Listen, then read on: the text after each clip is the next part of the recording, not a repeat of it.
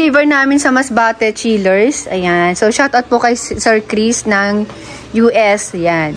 So, wala pa yan dito si Sir. Pero ito, mauna na to sa kanya. I-deliver po ito sa Masbate. Ship lang po namin sa Roro. So, Monte Carlo na po yung ginamit namin na leather dito para laban. Ayan. So, sa mga tawid dagat po, pwede naman po kayong umorder. Basta po may tracking po sa location ninyo. Ayan. So, lahat naman po ng parang ginagawa namin para ma-save yung sopa ninyo or kung ano po yung orderin ninyo. Ayan. So, ito po may kalakihan po yan. Kahit ano pong combination ng kulay po, pwede po yan ha. Siyempre yung center table. Ayan. Ayan, design yan. So, lalagyan na lang po yan ng salamin. O kahit hindi naman palagyan ng salamin, pwede rin. Pero, para mas makomportabling gamitin, mas magandang lagyan ng salamin po yan. Tapos ito, with storage din po ito ha. Yan. Yan. Yan, 2 layer yan. Yan. So, nasa inyo naman yan, chillers kung ano talaga yung aakma sa bahay nyo. Diba sinabi ko naman po sa inyo na customize po kami. So, any size, any design. Ayan siya. Okay. Yan. Okay, so yan lang naman, chillers. And syempre, meron pang additional na order pala si Sir Chris. Ayan, ito po. Ayan, ito. Ayan. Ito nga ng paa, sandalan, o whatever, kung ano pong gusto ninyo. Tapos, ito nga pala, abangan nyo po ito, ipopost ko po ito sa aking FB page. Sofa bed. So, ito sa mga medyo pricey po sa amin na mga sofa bed.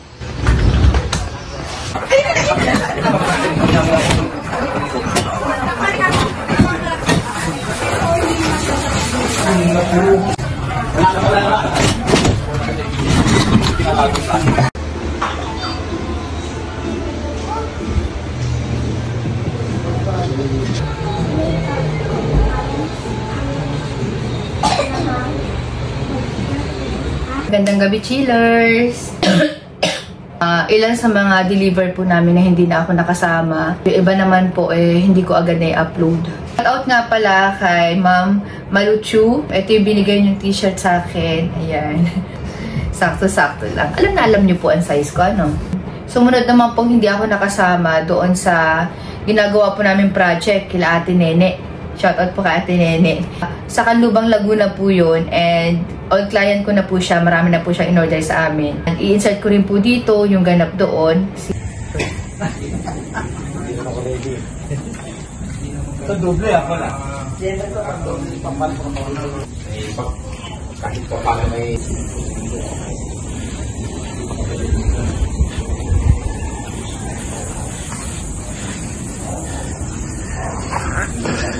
Dito namin siya idinaan. Lahat itinali namin. Yan. At mahirapan kasi kami magkakit pagka dinaan pa namin sa loob. So lahat ng materyales dito nang galing. Itinali lang namin. Sensya na kanina at hindi ko nakuhaan at nagloko ang aking telepono. Ang aking cellphone. Kaya hindi ko nakuhaan yung kung paano yung pag-akyat. So ayan. Ito yung tali na ginamit namin.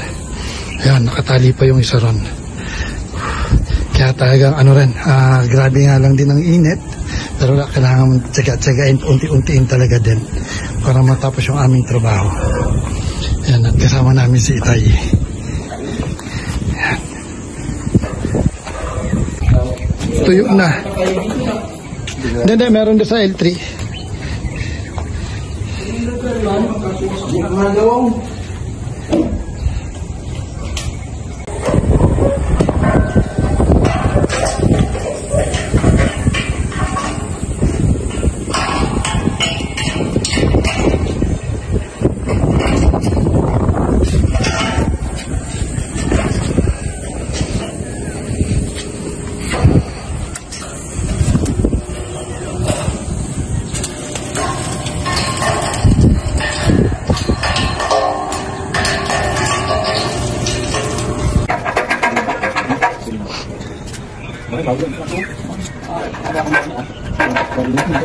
Dikman?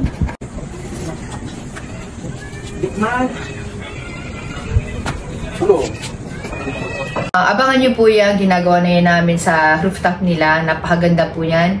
Gazebo. Bale, sala set po siya sa rooftop.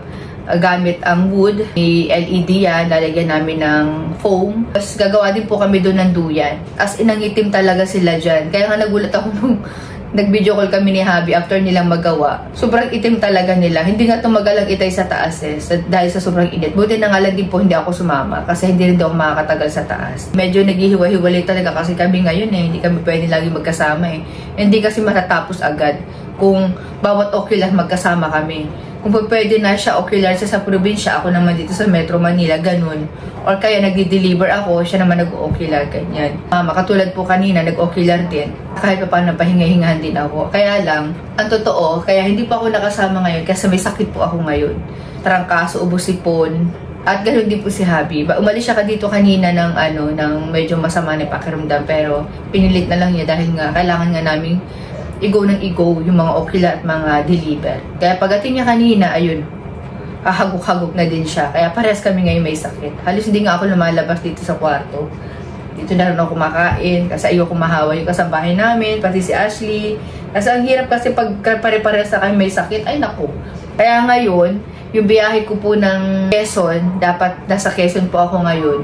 Hindi rin natuloy dahil nga may sakit po ako. Kagabi kasi nag-start yung sakit ko Sila itay na lang tsaka sila mama ang bumiyahe ng Quezon. And shout out po kay sa Candelaria, Quezon. Yung po yung deliver namin doon. Nenet Manalo. Bali nasa Hong Kong po yan. Tayo. Ma!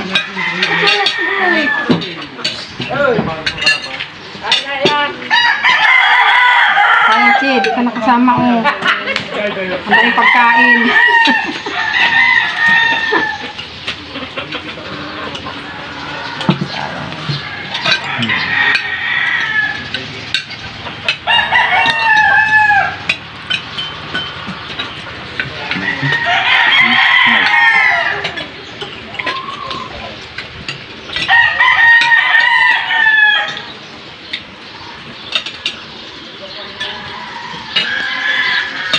Sila ko yate. Sige po, kain lang. Binigay sa aming saging, Tapos, ayun, may langka. Binigyan ka na langka, Pasensya na po talaga, lalo sa family ni Nenet Manalo, na hindi po ako nakarating. Pero may mga additional order pa naman sila, pipilitin ko makarating. Nangyari nga po doon, yung nag-install ng blinds nila, umuwi rin. Hindi na sumama ng Calawag, Quezon. Bumalik na rin dito sa Manila kasi nga po, marami pong gagawin. And yung mga nanonood po dito sa aking FB page, Relaxing Cheers Vlogs, na tungkol kay Putol, dapat po talaga kasama ko siya sa Quezon. Pinaliguan ko na nga siya kahapon ng tanghali. Tapos nagpalinis na rin ako ng kuko. Yun, ready na talaga sana. And ngayong hapon, meron pong dumating na blessings na naman dito sa bahay. And shout out po kay Sir Jimson Silorio. Bali, old client po namin to na in fairness niya po umorder sa amin. May vlog po ako niyan. Nag-walk-in din po siya dito bago sila sa amin nagpagawa. Ito nag-effort pa talaga. Akala namin, mag-visit sila dito para tingnan yung mga materyales. Yung pala old client. Akala ko viewer lang, na gusto lang ako makita, kahit paano, ganyan-ganyan. Na-touch talaga ako, tingnan nyo naman. Dinala niya pa talaga to dito. Tapos na yung set nila ha. Ayan. Ganda. Price pa $89. Tommy. Red. Napakaswerte niya sa business ng red. Siya, ang laki-laki din niya. Yan. Yan. Tapos, may kasama t-shirt. Alam niyo na to kung kanino na to pupunta. Saktong-sakto. Alam na ng mga kliyente ko ang size ni Habi. Pa, ganito. Ito mukhang kay dalaga to mapupunta. Ayan. $80. Wow. Alam niyo, nagkakaroon na talaga ako ng bag na maayos sa mga bigay. Hindi po ako nag-vlog. Nag-edit lang ako ng pagunti-kunti hanggang sa natapos ko. Kanina nakapag-upload nga ako. Pinipilit kong gumaling kaagad. Dahil nga, soon may deliver po kami sa Nuwan, Batangas. Karating lang yung ma'am kanina. Kanina yata o kahapon. So, yun. And chocolate. Sa dami. Madilata. Hindi kasi ako papayag talagang hindi ito i-vlog. Ayan. corned beef. Hindi ko alam kanina ko nakita yung spam. And matutulog po ako ulit kaagad para makapagpahinga at para gumaling kaagad. Kailangan lang ng teka break. Alam niyo yun? Teka break. Teka break. Ganon. Parang take a break. Hindi mo nakakatawa eh. Thank you for watching. See you on my next vlog. Bye. Tapos nyo nga pala nakaganto ako ngayon sa pagkatal because ramdam ko na yung mata ko humingi ng hustisya na kapag ka nagagadgets ako, kailangan ko nito. Ito po kasi ipang kontra sa, alam nyo na, hindi mahirap ipaliwanag is masakit ang ulo ko. Para talaga to sa mga gumagamit ng gadgets. And bukod po doon, namamaga yung mata ko. Hindi ko alam kung bakit siya namamaga. Yun lang naman po. Bye-bye.